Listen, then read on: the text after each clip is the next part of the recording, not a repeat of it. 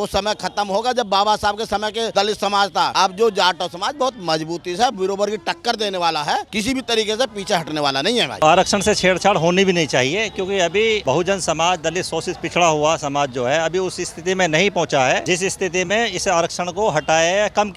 SC ST OBC के साथ बेमनुष्यता होती है भाई, बारात नहीं चढ़ने दिया जाता, स्कूलों में भेदभाव इतना होता है कि देते हैं जाति के नाम पे। 112 वालों ने मुझे कुछ नहीं बताया, नहीं दिया, बताओ मैं कहाँ जाऊँ अब? क्या सरकार है फिर? 3 दिन से मुझे इन्होंने मारा। मेडिकल मैंने 100 नंबर पे कम से कम 10 कॉल करी, मेडिकल नहीं हुआ मेरा 3 दिन से, और मुझे प्रेशर बना रहे कंप्रोमाइज करने के लिए, बार बार फोन करके बुला रहे। जिस भी समाज में गरीब लोग हैं उनको आरक्षण दिला करके उन्हें लेवल में लाने के लिए इसलिए आरक्षण लागू किया। क्या मैं सरकार से पूछना चाहता हूँ, क्या वो लेवल में ले दिया उन्होंने? अगर सरकार ने सभी को लेवल में ले लिया हो तो आरक्षण खत्म कर दे। मेरठ में जो ललिता गौतम, वहाँ पे हमारा समाज बैठा जिनका नाम एक रवि गौतम है, जो अगवाई कर रहे थे, उनको SP पांडे जी पकड़ लेते हैं और गाड़ी में बंद कर लिया, उसके बाद भी पीटा जा रहा है। तो ये जातिवाद का ही तो दम है।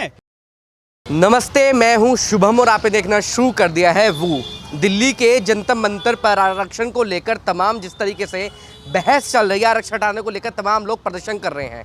इस मुद्दे पर मेरी मौजूदगी गाजियाबाद में है और मेरे पीछे तमाम लोग आजाद समाज पार्टी के लोग, इनसे बातचीत करते हैं। आरक्षण जो है इस समय उसमें बदलाव होना चाहिए। जो जनजात समाज के लोग हैं वो कह रहे हैं कि आरक्षण को इस समय हटा देना चाहिए। इस मुद्दे पर उनकी क्या राय है? क्या नाम है आपका? मेरा नाम मैं पुष्पेंद्र सिंह हूँ, मैं आजाद समाज पार्टी पूर्व जिलाध्यक्ष हूँ और फिलहाल मैं जो है संभावित प्रत्याशी हूँ विधानसभा गाजियाबाद विधानसभा 56 से। भूपेंद्र भाई, बात चल रही है आरक्षण की, उस पर आपकी क्या राय है? आपने जनता में तमाम प्रोटेस्ट देखे होंगे, जो भी हुआ, स्वर्ण जाति के जो लोग हैं उन्होंने प्रदर्शन किया, उस पर आपकी क्या राय है? देखिए, जो देश में अब तक संविधान जब से लागू हुआ है और तब से ये आरक्षण चल रहा है। ऐसा नहीं है कि आरक्षण के हम पक्ष में ही हैं। आरक्षण सरकार कल खत्म करती हो आज कर दे, उससे फर्क नहीं पड़ता। पर फर्क वहाँ पड़ता है कि सरकार आरक्षण खत्म करने से पहले ये देखे कि क्या जिस लिए आरक्षण लागू किया गया वो सही तरीके से लागू हो गया या नहीं हुआ। सरकार ने जो लागू करा था आरक्षण इसलिए किया था कि जो लोग कुछ लेवल में करने के लिए इसलिए करा था कि जो आदमी छोटा है उसके नीचे की एक टेबल लगा करके उस ऊंचा कर करके करने के लिए टेबल लगाई गई है। तो एज ए टेबल का काम कर रही है ये आरक्षण। जो लोग गरीब हैं, जो अमीर हैं, ऐसा नहीं है कि एक ऐसी समाज में ही जो आरक्षण लागू है, गरीब हर समाज में है।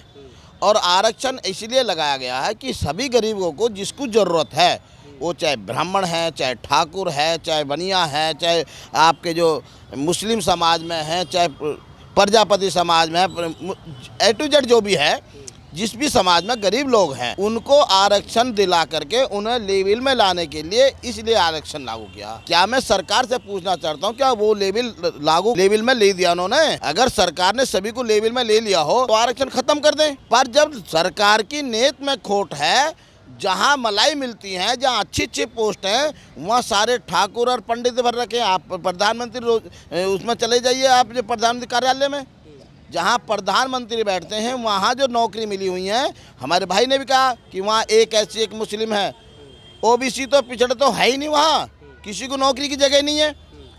तो भाई फिर आरक्षण वो पहुंची तो तमाम लोग एग्जाम पास करके हैं ना भाई। ऐसे तो है नहीं कि मोदी जी कह रहे, मोदी जी अच्छा आप स्वर्ण जाति से तो आप बैठ जाओ, आप OBC से हैं तो आप बैठ जाओ। वहाँ पहुंचे तो तमाम लोग एग्जाम पास करने के बाद है ना भैया। ये कोई एग्ज़ाम पास नहीं होता है।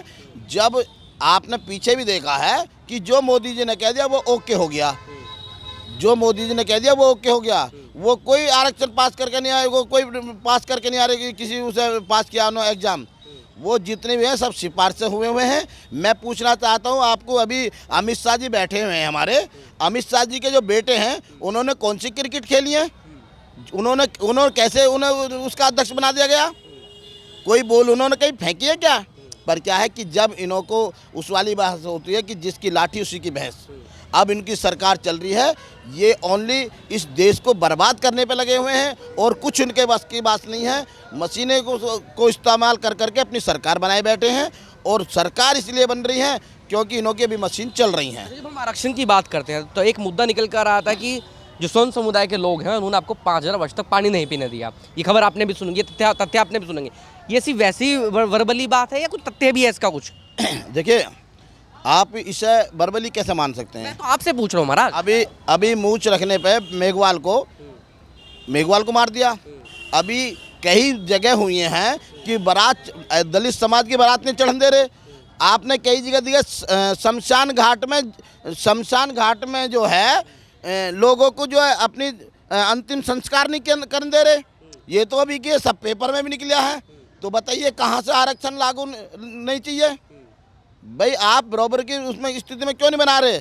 क्या आप मुझे बताइए कि शमशान घाट में जाकर के किसी स्वर्ण समाज के उसमें शमशान में जाकर के एससी समाज का अगर अंतिम संस्कार हो जाता कि उसमें क्या अछूत हो जाता है?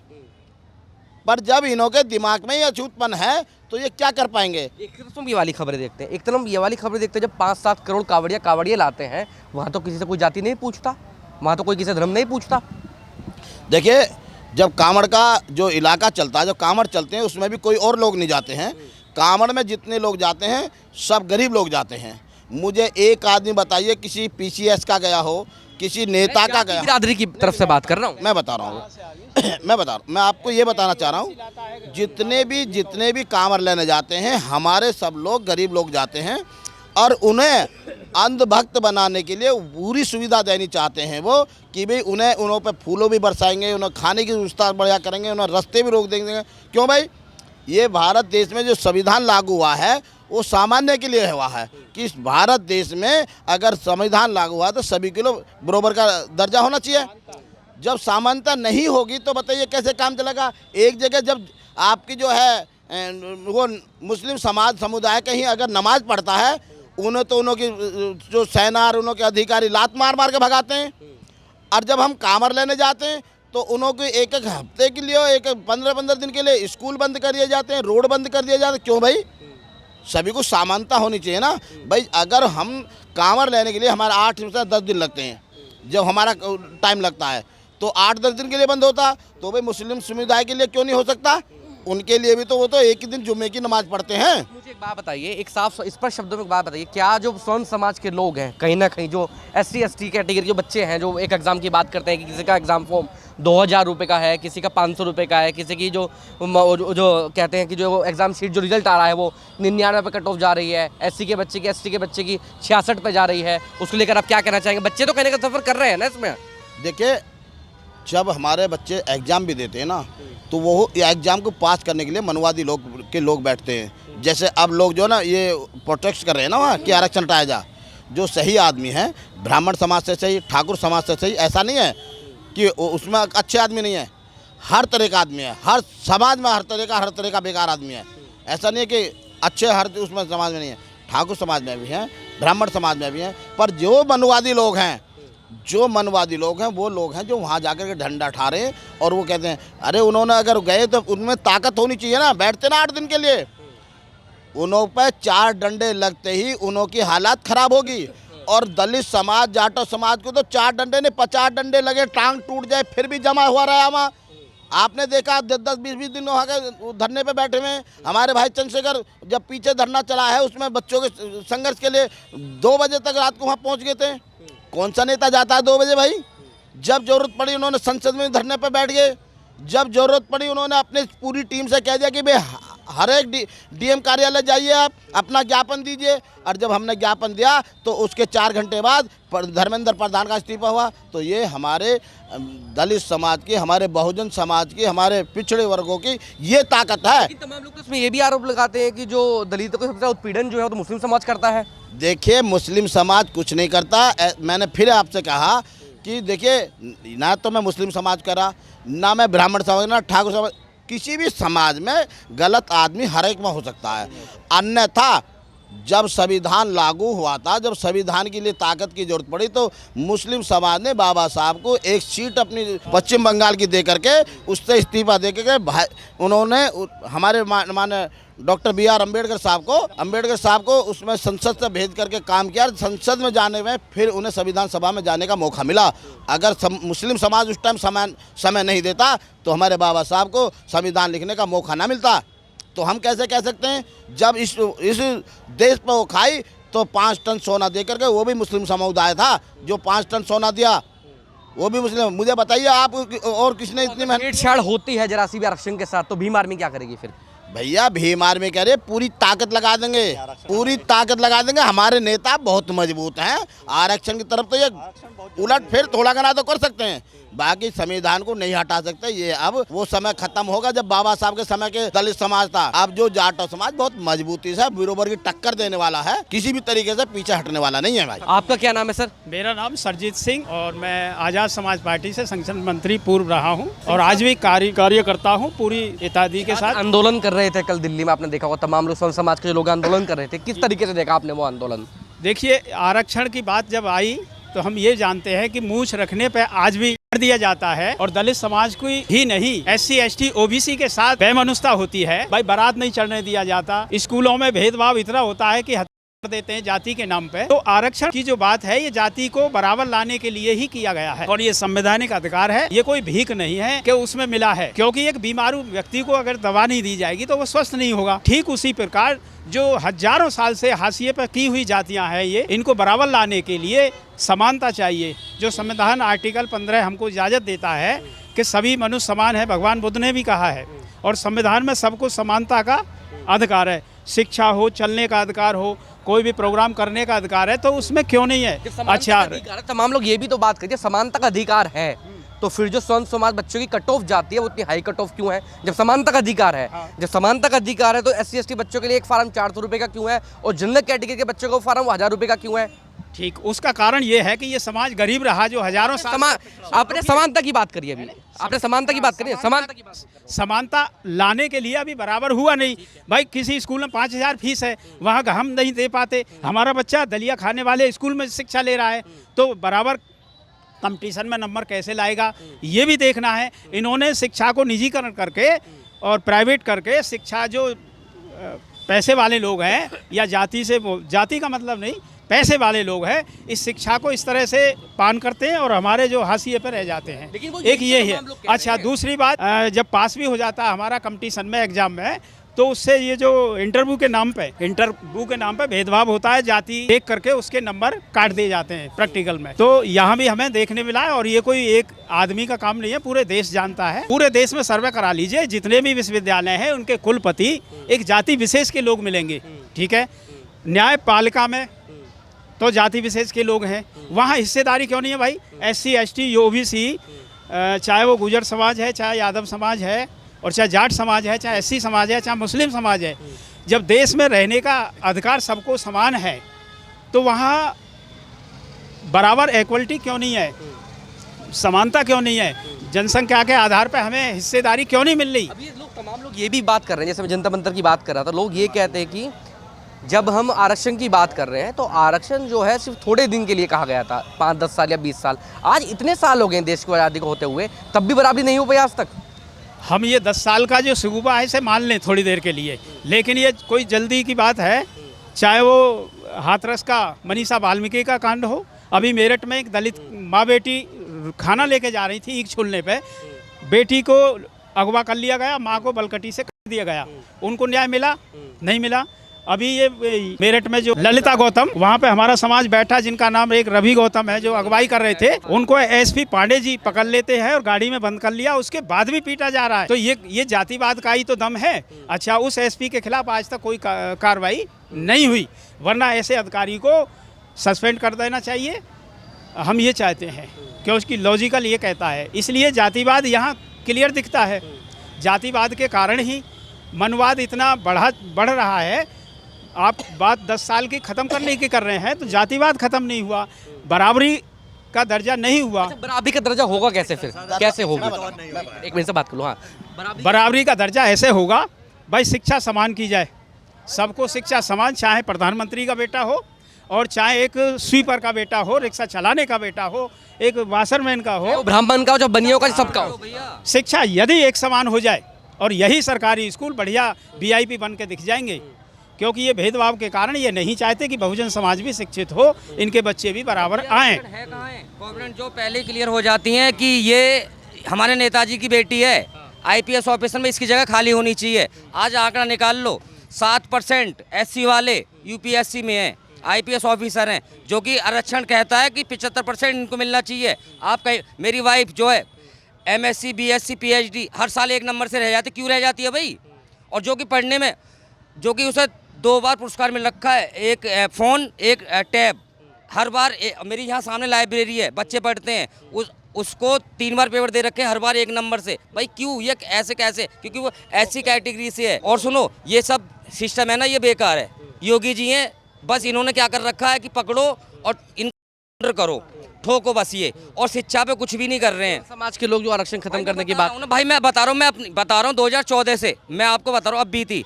अभी ये यहाँ पे वाइन शॉप है, ठीक है, यहाँ पे 5 लड़कों ने मुझे मिलके मारा, ठीक है, मारा, चोट थी बहुत तगड़ी, पैसे भर के छूट के आ गए। मेरे पास वो पड़ी है, वो एप्लीकेशन लिखत में, ठीक है। मुझे कहा कि तुम दोनों को उस एक साथ 51 मुकदमा देंगे, ठीक है, उसे छोड़ दिया। एक बार वो वाक़या हुआ था। तो ये सरकार बेकार है। थाने में बिना पैसे की बात नहीं होती, बिना पैसे के, ये कहते हैं ना मोदी जी, योगी जी, पैसे नहीं, पैसे चुपचाप दो, सब कुछ चल रहा है भैया। ऐसा कुछ भी नहीं, हम इस सरकार से बिल्कुल, मैं ये नहीं, सुनो, मैं ये नहीं कह रहा हूँ मैं SC से हूँ भाई, मैं ब्राह्मण भी होता, ठाकुर भी होता, तभी मैं यही कहता कि ये सरकार बिल्कुल ठीक नहीं है। मैं इतना कह रहा हूँ कि भाई ये सरकार बदलो और देश बचाओ। मैं ये नहीं कह रहा कांग्रेस आए, कांग्रेस भी अच्छा नहीं करती है। क्या नाम है आपका? पप्पू गौतम।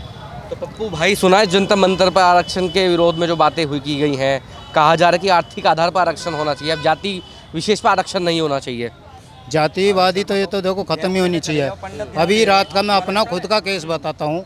मैं रात को अभी 15 दिन पहले एक छोटा सा काम जोड़ा है खाने का, और रात को मुझे लगभग 1 से 1:30 भी बज जाता है। वही काम मेरा अब रात हुआ मेरे साथ में। पीड़ित मुझे रात करा गया, मैं था, मेरी घरवाली थी, मेरी लड़की थी। हम गाड़ी पर आ रहे थे, हमें किसी बंदे ने पीछा करा, 112 पर कॉल की, 112 वालों ने शकल देखी हमारी, तुरंत चले गए, कोई कार्रवाई नहीं हुई जो किसी ने हमसे कुछ पूछा हो। उसके बाद में हमने धीरे धीरे उसका गाड़ी का पता लगाया, कहाँ का है, किस तरीके से है। वो गाड़ी हमने जो है उसको पकड़ ली, मतलब खड़ी देख ली, अंदर जो जहाँ खड़ी होती है वो देखी गई। देखने के बाद में उसके हमने फ़ोटो लिए, फ़ोटो लेने के बाद में फिर 112 पर हमने कॉल करी। वहाँ आए, सिर्फ वहाँ ताला देखा गया, छूटते ही हमसे कहा गया कि ताला तुम तोड़ोगे या मैं तोड़ूंगा। ताला तो हम तोड़ नहीं सकते, तो ताला हम ही कैसे तोड़ देंगे। अब ये मकान, दुकान, अवैध चीज़ को तो बहुत जल्दी तोड़ देते हैं, उसका ताला नहीं टूटा।